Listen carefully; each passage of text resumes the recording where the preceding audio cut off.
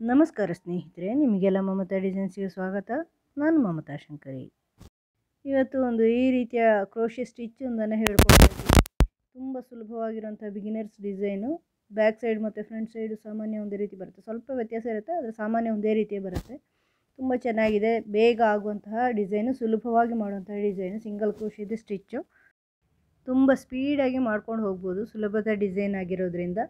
ಈ ಸ್ಟಿಚ್ಚನ್ನು ನೀವು baby blanket ಅಥವಾ ಟೇಬಲ್ ಕ್ಲಾತು ಇಂಥದ್ದು ಯಾವುದಕ್ಕಾದರೂ ಉಪಯೋಗಿಸ್ಕೋಬೋದು, ಅಥವಾ ಬೇರೆ ಡ್ರೆಸ್ ಎಲ್ಲ ಮಾಡೋದಾದರೂ ಉಪಯೋಗಿಸ್ಕೋಬೋದು, ಟುಪ್ಪಿ ಎಲ್ಲ ಮಾಡೋದಾದರೂ. ಈ ಥರದ ಉಲ್ಲನ್ ಥ್ರೆಡ್ ಮತ್ತು 5mm ಕ್ರೋಶೆ ಹುಕ್ ತೊಗೊಂಡಿದ್ದೀನಿ ನಾನು ಇದನ್ನು ಮಾಡೋಕ್ಕೆ. ಇದು ಸ್ವಲ್ಪ ದಪ್ಪ ಉಲ್ಲನ್ ಥ್ರೆಡ್ಡು. ಫಸ್ಟು ಈ ಥರ ಸ್ಲಿಪ್ ನಾಟ್ ಹಾಕ್ಕೊಂಡು ಬೇಸ್ ಚೈನ್ ಮಾಡ್ಕೊಳ್ಳೋಣ. ಇದು ಮಾಡೋಕ್ಕೆ ಹೇಗೆ ಸ್ಟಿಚ್ ಮಾಡೋದು ಅಂತ ತೋರಿಸ್ತೀನಿ. ಸ್ಟಿಚ್ಚನ್ನು ಫಸ್ಟು ಬೇಸ್ ಚೈನ್ ಮಾಡ್ಕೊಳ್ಳೋಣ. ಉದ್ದಕ್ಕೆ ಚೈನ್ ಮಾಡ್ಕೊಳ್ಳಿ, ಎಷ್ಟು ಉದ್ದಾದರೂ ಮಾಡ್ಕೋಬೋದು, ಇದಕ್ಕೆ ಯಾವುದೇ ಕೌಂಟಿಂಗ್ ಇಲ್ಲ. ನಿಮಗೆ ಎಷ್ಟು ದೊಡ್ಡ ಶಾಲ್ ಬೇಕು, ಎಷ್ಟು ದೊಡ್ಡ ಬ್ಲ್ಯಾಂಕೆಟ್ ಬೇಕು, ಏನು ಬೇಕೋ ಅದು ಅಷ್ಟು ಉದ್ದ ಚೈನ್ ಮಾಡ್ಕೋಬೋದು. ನಾನಿಲ್ಲಿ ಸ್ಯಾಂಪಲ್ಗೋಸ್ಕರ ಸ್ವಲ್ಪ ಉದ್ದ ಈ ಥರ ಚೈನ್ ಮಾಡ್ಕೊಳ್ತಾ ಇದ್ದೀನಿ. ನಿಮಗೆ 21 ಮಾಡ್ತಾಯಿದ್ದೀನಿ. ನೀವು ಎಷ್ಟಾದರೂ ಮಾಡ್ಕೋಬೋದು, 20 ಆದರೂ ಮಾಡ್ಕೋಬೋದು, ಅಥವಾ 19 ಆದರೂ ಮಾಡ್ಕೋಬೋದು, ಎಷ್ಟಾದರೂ ನಿಮಗೆ ಬಿಟ್ಟಿದ್ದು ಎಷ್ಟು ಉದ್ದಾರು ಮಾಡ್ಕೋಬೋದು. 21 ಮಾಡಿದ್ದೀನಿ. ಈಗ ಒಂದು ಬಿಟ್ಟು ಒಂದು ಲಾಸ್ಟ್ ಚೈನ್ ಬಿಟ್ಟು ಎರಡನೇ ಚೈನಿಂದ ಈ ಥರ ಸಿಂಗಲ್ ಕ್ರೋಶೆ ಹಾಕ್ಕೊಳ್ತಾ ಹೋಗಿ ಫುಲ್ಲು. ಆವಾಗ ನಿಮಗೆ 20 ಉಳಿಯುತ್ತೆ. ಲಾಸ್ಟಿಂದು ಬಿಟ್ಟು ಮಾಡಿರೋದ್ರಿಂದ 20 ಚೈನ್ ಉಳಿಯುತ್ತೆ. ಫುಲ್ಲು ಸಿಂಗಲ್ ಕ್ರೋಶೆ ಮಾಡ್ಕೋಬೇಕು, ಒಂದು ಬಿಡಬಾರ್ದು, ಎಲ್ಲವನ್ನು ಮಾಡ್ಕೊಂಡು ಎಂಡ್ವರೆಗೂ ಮಾಡ್ಕೊಂಡು ಹೋಗಬೇಕು. ನಾನು ಪ್ರತಿ ಸಾರಿನೂ ಮಾಡ್ತೀನಲ್ವ ಬೇಸ್ ಚೈನಲ್ಲಿ ಈ ಥರ. ಇದು ಫಸ್ಟು ಚೈನ್ ಹಾಕಿ ಮೇಲಿಂದ ಸಿಂಗಲ್ ಕ್ರೋಶೆ ಹಾಕೋದು. ಆಮೇಲೆ ಡಿಸೈನ್ಗಳು ಅಂದರೆ ಈ ಡಿಸೈನಲ್ಲಿ ಸಿಂಗಲ್ ಕ್ರೋಶೆನೂ ಒಂದು ರೋ ಇದೆ, ಒಂದು ರೋ ಸಿಂಗಲ್ ಕ್ರೋಶೆ, ಒಂದು ರೋ ಡಿಸೈನ್ ಮಾಡೋದು. ನೋಡಿ ಈ ಥರ ಫುಲ್ಲು ಸಿಂಗಲ್ ಕ್ರೋಶೆ ಮಾಡ್ಕೊಂಡಿದ್ದೀನಿ ಎಂಡ್ವರೆಗೂ.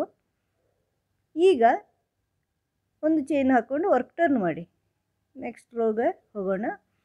ವರ್ಕ್ ಟರ್ನ್ ಮಾಡಿ ಈಗ ಫಸ್ಟ್ ಸಿಗತ್ತಲ್ವ ಚೈನು, ಅಲ್ಲಿ ಒಂದು ಸಿಂಗಲ್ ಕ್ರೋಶೆ ಮಾಡ್ಕೊಳ್ಳೋಣ ಫುಲ್ಲು. ಈಗ ನೆಕ್ಸ್ಟ್ ನೋಡಿ ಸ್ಟಿಚ್ಚು.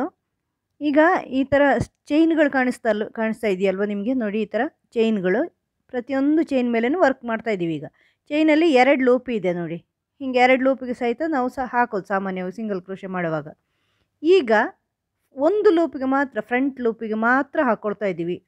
ನಮ್ಮ ಸೈಡಲ್ಲಿರೋ ಒಂದು ಲೂಪಿಗೆ ಮಾತ್ರ ಹಾಕ್ಕೊಂಡು ದಾರ ತಗೊಂಡು ಬರ್ತಾಯಿದ್ದೀನಿ.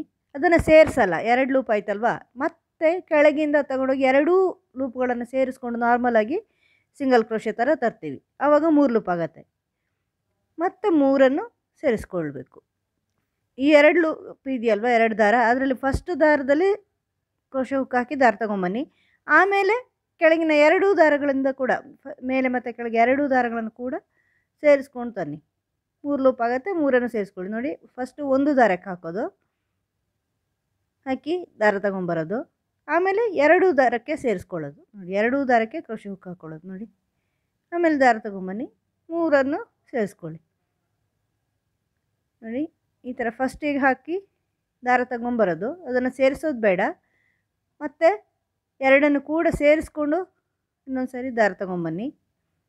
ಅದೇ ಇದರಲ್ಲಿ ಎಲ್ಲಿ ನೀವು ಫಸ್ಟಿಂದ ತಂದಿದ್ದೀರೋ ಅಲ್ಲೇ 3 ಲೂಪ್ ಆಗುತ್ತೆ, 3 ಸೇರಿಸ್ಕೊಳ್ಳಿ.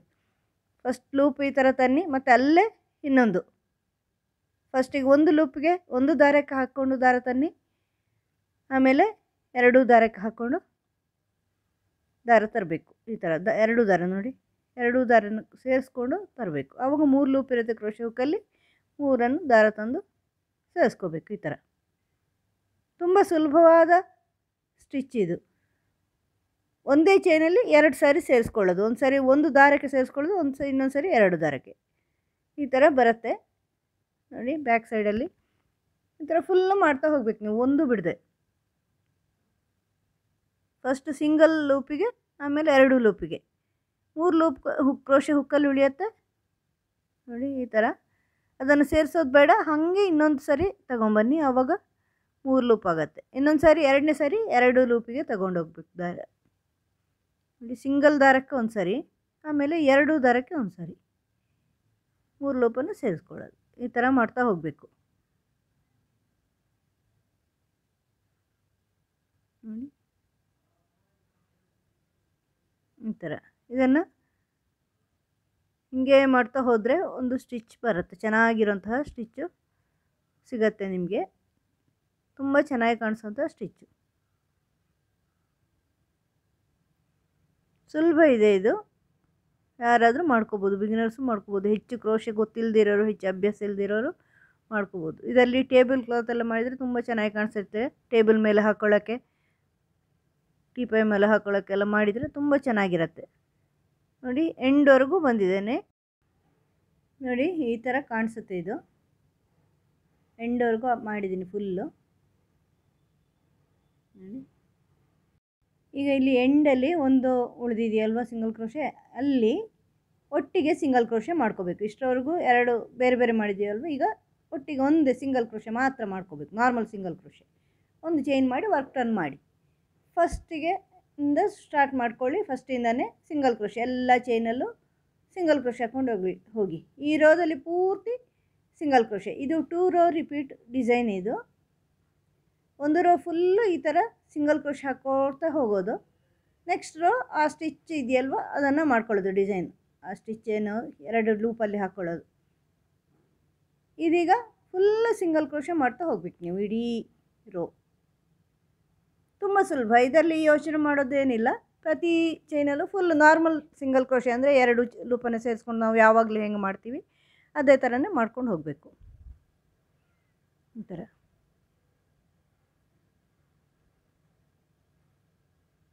ನೋಡಿ ಹಿಂಗೆ ಬರುತ್ತೆ. ನೋಡಿ ಇದು ಸ್ಟಿಚ್ ಹಿಂಗೆ ಕಾಣಿಸುತ್ತೆ. ಸಿಂಗಲ್ ಕ್ರೋಶೆ ಹಾಕಿದಾಗ ಮೇಲೆ ಸ್ಟಿಚ್ಚಿನ ಮೇಲೆ ಸಿಂಗಲ್ ಕ್ರೋಶೆ. ಇದೇ ಥರ ಪೂರ್ತಿ ಎಂಡ್ವರೆಗೂ ಸಿಂಗಲ್ ಕ್ರೋಶೆ ಮಾಡ್ತಾ ಹೋಗಬೇಕು.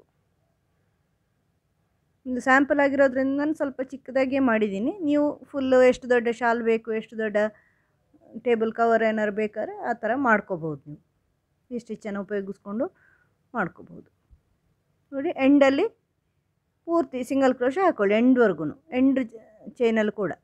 ಈಗ ಒಂದು ಚೈನ್ ಹಾಕಿ ವರ್ಕ್ ಟರ್ನ್ ಮಾಡಿ ಫಸ್ಟಿಗೊಂದು ನಾರ್ಮಲ್ ಸಿಂಗಲ್ ಕ್ರೋಶೆ ಹಾಕ್ಕೊಳ್ಳೋದು.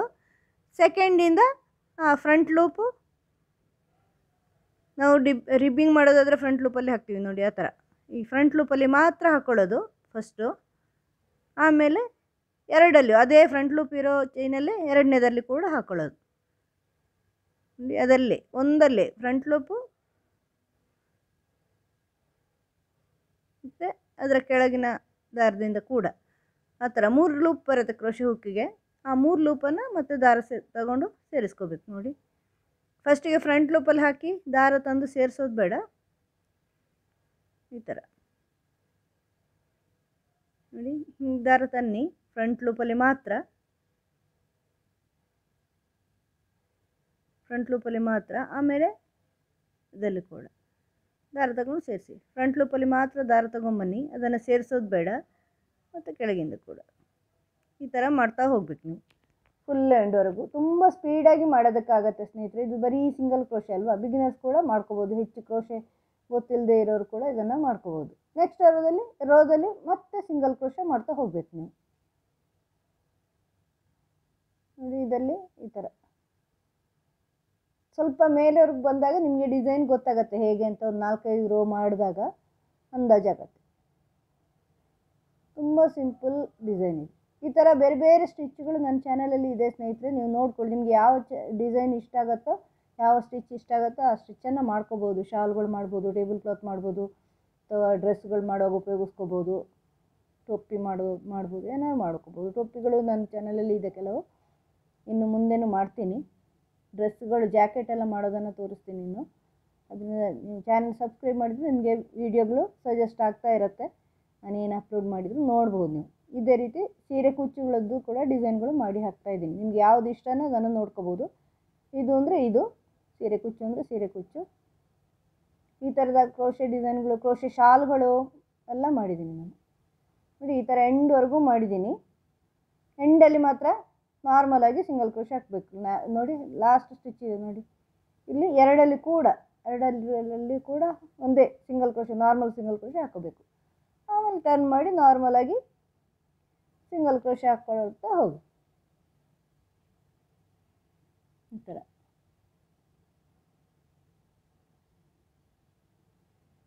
ನೋಡಿ ಈ ಥರ ಮಾಡ್ತಾ ಹೋಗಿ.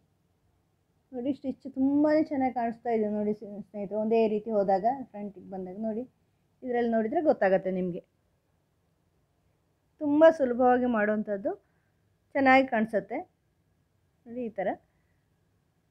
ಈ ಥರ ಬರುತ್ತೆ ಇದು ಎಂಡ್ ಸೈಡು, ಇದು starting side, front side, back side ಎಲ್ಲ. ಫ್ರಂಟ್ ಸೈಡ್ ಬ್ಯಾಕ್ ಸೈಡ್ ಸಾಮಾನ್ಯ ಒಂದೇ ರೀತಿ ಬರುತ್ತೆ. ತುಂಬ ಚೆನ್ನಾಗಿ ಕಾಣಿಸುತ್ತೆ ಸ್ನೇಹಿತರೆ ದೊಡ್ಡದಾಗಿ ಮಾಡಿದರೆ. ನೀವು ಮಾಡಿ ನೋಡಿ, ನಿಮ್ಗೆ ಹೆಂಗೆ ಅನ್ನಿಸ್ತು ಈ ಸ್ಟಿಚ್ಚು, ಈ ವಿಡಿಯೋ ಅಂತ ಕಮೆಂಟಲ್ಲಿ ತಿಳಿಸಿ ನಿಮಗೆ ಹೆಂಗೆ ಅನ್ನಿಸ್ತು ಅಂತ. ಆಮೇಲೆ ನಿಮಗೆ ಇಷ್ಟ ಆದರೆ ಲೈಕ್ ಮಾಡಿ, ಶೇರ್ ಮಾಡಿ. ಚಾನಲ್ ಇದುವರೆಗೂ ಸಬ್ಸ್ಕ್ರೈಬ್ ಮಾಡಿಲ್ಲ ಅಂದರೆ ಸಬ್ಸ್ಕ್ರೈಬ್ ಮಾಡಿ. ಮುಂದಿನ ವಿಡಿಯೋದೊಂದಿಗೆ ಭೇಟಿಯಾಗೋಣ. Thank you.